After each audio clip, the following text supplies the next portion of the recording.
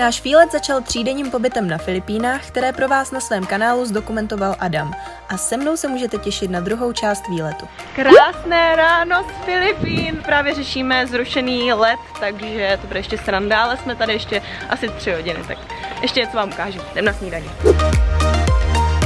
No, tak už jsem to přenastavil, už Anička i vidí, že se to hejbe normálně a není to tak zasekaný. A Anička se nachladila. Ježíš, to mě mamka zase to. Ne, proč jsi neoblíkla? Tak toho vidíte hodně, že? A jedeš. Nám tady zase něco povídá o letadle. Nevím co. Tak já jdu jít. Už jsem snědla. Takže tak. Proces balení, Aňulka samozřejmě zbalenou, no tak. Tak.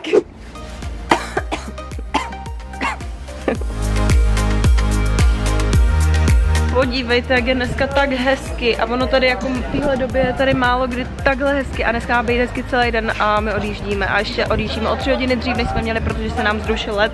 Prostě ještě dneska přelítáme do Hongkongu a je to celý takový jako zmatený, ale Adam to nějak jako pošéfil, takže dobrý. Tady v této budově jsme bydleli, nevím kolik je tady budov, tam je golfový hřiště, to vám ještě ukážu. Tady vždycky čekáme na bus, protože jak je to tady rozlehlý, tak normálně tady nemusíte chodit pěšky, ale vždycky vás tady veze takový minibus prostě po celém areálu a jedete kam chcete, protože tady je toho strašně moc. Jsou tady jakoby 2 pláže, asi 50 bazénů a tak. Já jsem si to tady chtěla včera projít přes to golfové hřiště, co je tam a oni mě vyhodili, že tady nemáte co dělat, že no, tady jako se hraje golf a ach jo.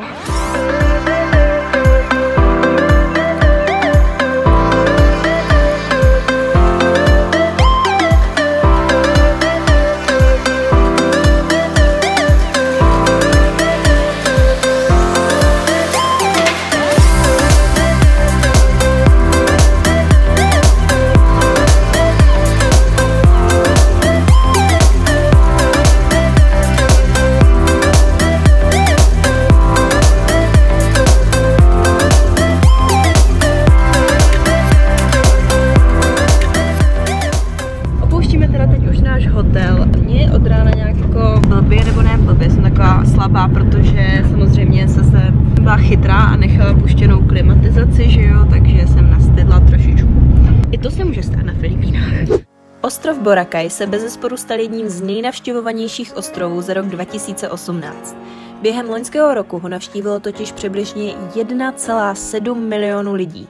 V dubnu minulého roku se ale filipínská vláda rozhodla, že ho na půl roku uzavře, vzhledem k obrovskému návalu turistů.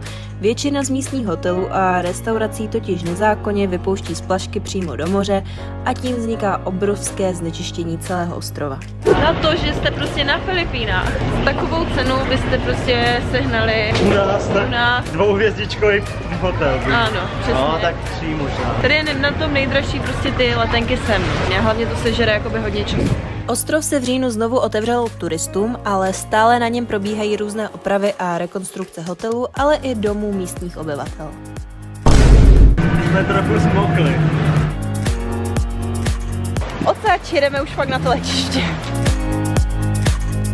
Co jsem vám neřekla? Tady jejich nejoblíbenější interpreti jsou Ed a Ariana. Tady to hraje všude. Když vyjdete z letiště, tady máte tu zeleň. Pustý. I'm so tired. Přijedem po runway. Je to tak?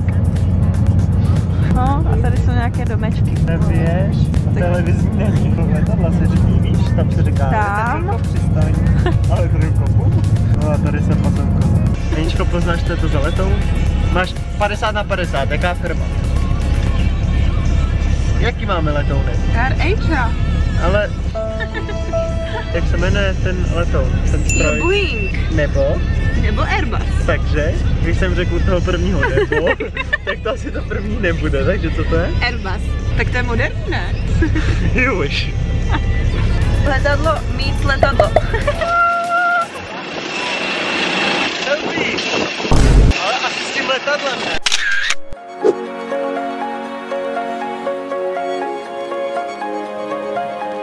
Normálně to jídlo tady, to pesos, když si dáte kombo, tak máte sushi a pití.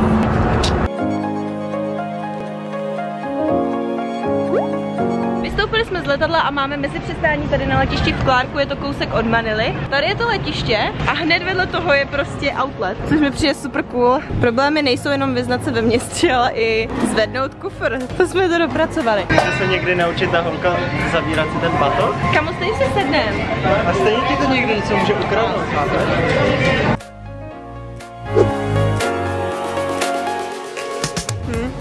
Až přiletíme... Máme jebnu tím kapelně. No. Aďa má strašný bordel. Jo. Baťovou vlastně v životě. Taky jsem to chtěla říct. Bezďák challenge accepted. A kdybys mohla letět takhle znova, letěla by si? Jo? Vidíte, paní Šulcová, je to dobrý. Se divím, že to ještě přežila. Já myslel, že odpadneš už ve Vídni. Máme tady výhled, krásný. Koupili jsme si kafíčko. Tak ty to nemáš sladké a já to mám moc sladké. Počkej, jak to teď udělám já? Když tady už to sladké. Jak to teď udělám? No. Já jsem celý pod to. 6 hodin a zase jdeme poslední do toho letadla. Zase jdeme úplně na poslední chvíli. Ježiši, Marie.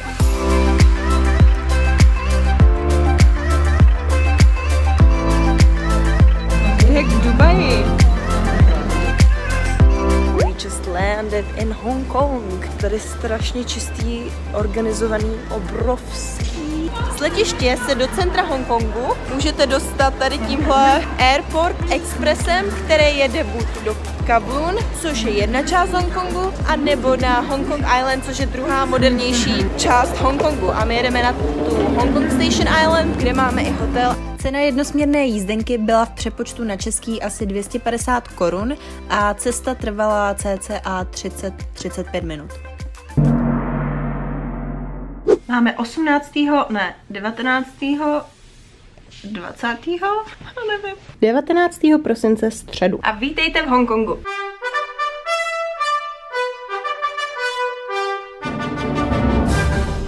Čau. Chtěla jsem vám říct, že už mi je trošku líp, dala jsem si acylperin a Coldrex čaj. Ne, to neřekla.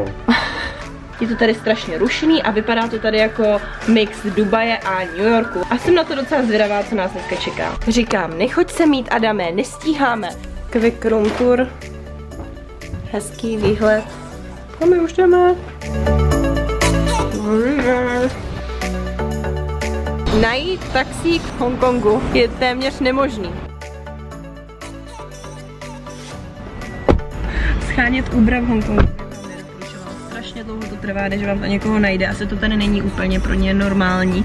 Spíš tady používají ty jejich místní červený taxíky, který jezdí po městě. Jsou tady vlastně 3 druhy taxíků. Modrý, který jezdí na Lantau Island, červený, který jezdí po městě, a myslím, že ještě zelený nebo žlutý, já vám to tady napíšu, který jezdí do těch New Territories, nebo jak se to tady jmenuje. A asi je tady pro ně typičtější vzít ten červený taxík. Ale my nevíme, kolik to stojí, takže jsme radši spoléhali na Uber, ale není to tady úplně nejlepší.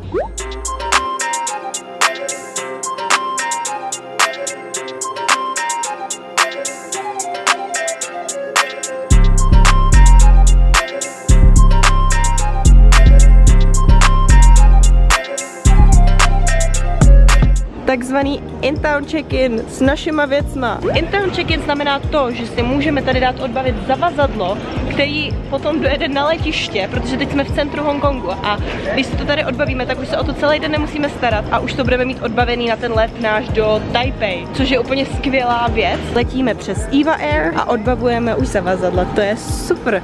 Tak see you na letišti zavazadla. Pokud tady někdy poletíte, tak vám doporučuji vytisknout si úplně všechno, co máte, jak hotely confirmation, tak letenky confirmation, fakt všechno.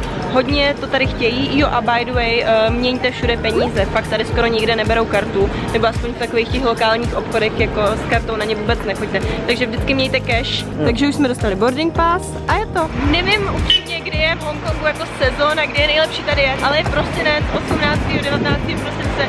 Je tady příjemně na bundičku, je tady takovej 19-20 stupňů. Další tip, určitě si stáhněte offline Google mapy a ať se tady vyznáte ještě před odletem. Co? Jo, do armády. A se Sean nebo co? Sean! Yeah! let's get lost tonight. Hele, tady je. A tady je. Juhu.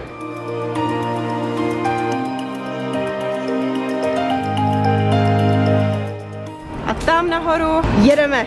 Já se těším. Ulice v Hongkongu jsou teda neuvěřitelně čistý. Asi je tady za to nějaký fee, pokud vyhodíte něco na zem. Což bych se vůbec nedivila. Fakt to tady mají udržovaný krása. No je úplně jedno, že je středa ráno, lidi je tu jak narváno. Tímhle jedeme tam nahoru, kde by měl být view na celý Hongkong. Lanovky jezdí každých 10-15 minut. Vtipný, jak vás vždycky provedou první tím marketem, abyste si něco koupili, ale ne, necháme se nachytat, nebo já už chtěla.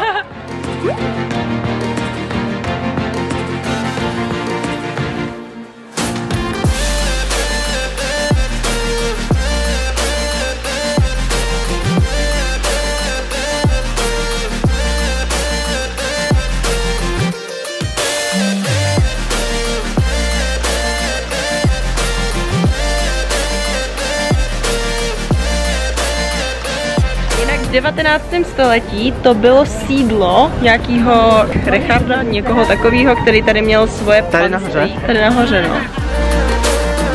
Tady slečna asi neřeší, ta prostě se dala AirPody a na rodinném výletu, nepochopím třeba. Představ si, že by ty kamery sem přetrhly a my jsme letěli dolů 300 km moči. To je sranda. Kámo, víš, jak rychlá smrt to byla. Hej, ta řada, neskutečný. Další zastávku, kterou jsem naplánovala, je Hongkong Park, kde by mělo být asi 5 různých zahrad a už takový ty místní temples. Je zvláštní, že v centru Hongkongu, v takovém kosmopolitním městě, kde je strašně moc moderních budov, je park. Je to, jak kdybyste byli úplně mimo centrum, mimo město. Asi nejsme úplně na správném místě.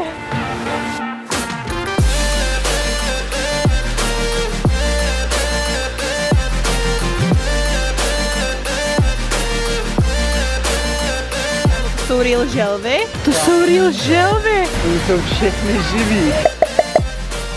Já nechci znít teď jako rasisticky, ale všechny Aziaty, co tady jako by seděli, jak před náma, tak za náma, tak obsloužili a my tady prostě.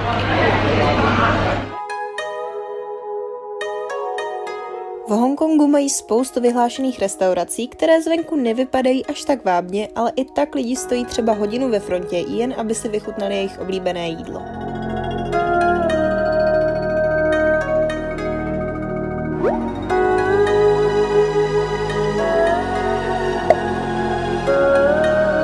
Další tip tady v Hongkongu je určitě Star Ferry, která vás převeze z Hong Kong Island do Kowloon. Ta jízdenka stála asi 8 korun na jednoho.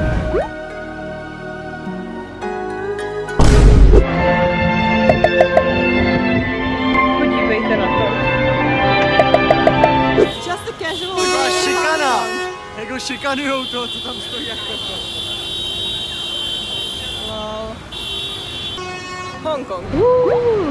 Plány se nám mění každou sekundu. Nakonec jsme jeli metrem a ne Airport Expressem tady na to Gongping, což je lanovka, která nás dostane k velkému Budhovi a jsem na to strašně zvědavá. Nebylo to úplně nejlevnější, takže doufám, že to bude stát za to. Nejlepší je, že ta lanovka, tady tahlecta, jede až někam úplně do hor. Yes, to mi připomíná opět, když jezdím lyžovat a vždycky jsem ráda, když máme samostatnou kabinu. Jedeme úplně sami. To je fajn. Se bojím, že nemám rád. Já se strašně těším. Já když jsem byla malá, tak jsem se strašně bála těch lanovek, ale teďka to mám hrozně ráda. Ježiš, to bude hustý. To někam tam, to někam tam. Srandu.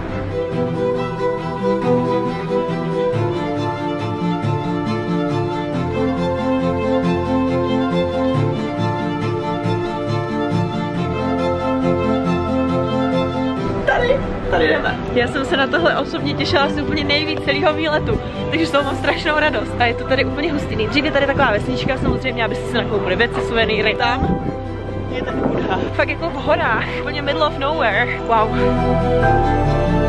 Jako na to, že jsme v Hongkongu jeden den, ani ne celý. Jsme toho viděli hodně. Viď? Kdo to takhle dobře naplánoval? Nevím. Lidi si hrozně stěžovali na tady ty schody a podle mě to úplně v klidu. Dal bych pauzu, jakože fakt. Zpátky. Je to náročný. started from the bottom. Now we're here. Asi byste si mysleli, že tahle socha velkého Buddhy je kdo ví kolik staletí stará. Přitom je to ale poměrně moderní záležitost až z 90. let. Navštívili jsme taky i klášter Po Lin, jehož stavbu započali více než před 100 lety 3 mniši putující sem z Velké Číny a který taky patří mezi nejkrásnější z celého Hongkongu.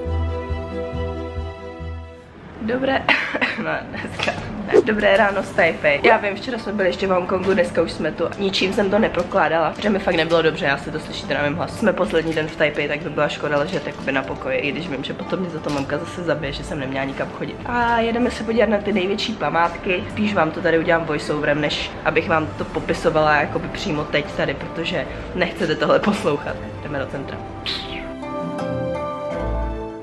Chrám Longshan byl postaven v roce 1738 za účelem sloučení osadníků, kteří se sem přestěhovali z čínské provincie Fujian. Zažil spoustu zemětřesení a tajfunů a tak byl místními hodněkrát přestavěn.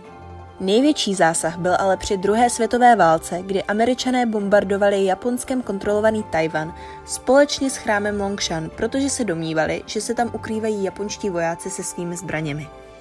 Chtěla bych říct, že tohle je po 101, tom mrakodrapu, asi nejturističtější místo v Taipei. Je to chrám pro více než jedno náboženství a je konkrétní kombinací taoistických, buddhistických a konfuciánských náboženství. Všude tady hraje Justin.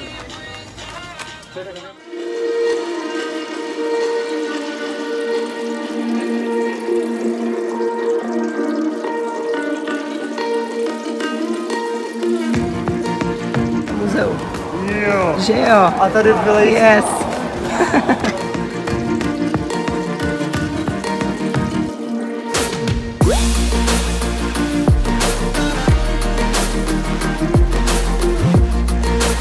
Dorazili jsme na Liberty Square, takzvaný Chiang Kai-shek Memorial Hall. První ty dojmy z toho Taipei byly takový, proč o tom všichni tak básní, no teď už to chápu.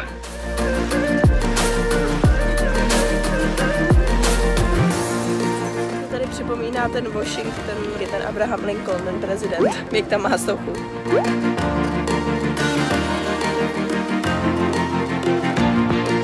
Burdela Taipei. Tady je City Council a tam je ta 101, to je ta nejvyšší budova tady. Svýho času to byla i nejvyšší budova na světě, potom možná Empire State Building a teď je to samozřejmě ta Burj Khalifa. Tady prostě trénujou na taneční battle uprostřed metra.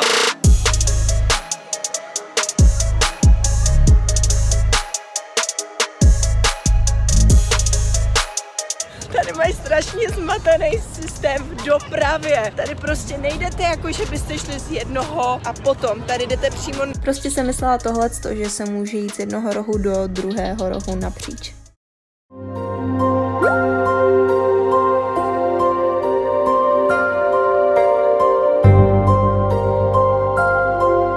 Jsme v New Taipei. Až bych to nazvala světelný festival, ale myslím si, že to jsou jenom dekorace na Vánoce a je to hustý.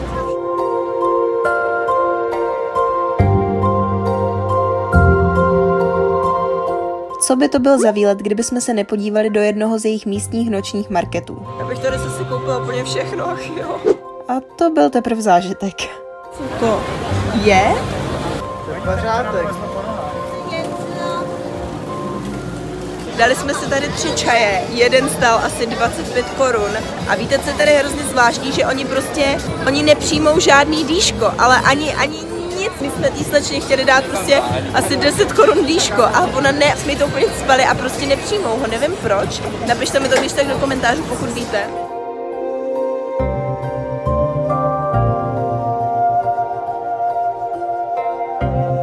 Potom jsme jeli na hotel, vyspali jsme se a další den nás už čekal domů s 10hodinovým mezipřistáním v Pekingu.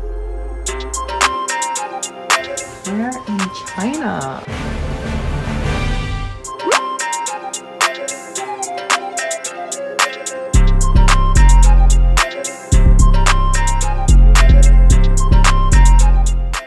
No a z Pekingu jsme pak už letěli rovnou do Vídně, kde náš výlet po 9 dnech v Asii končí.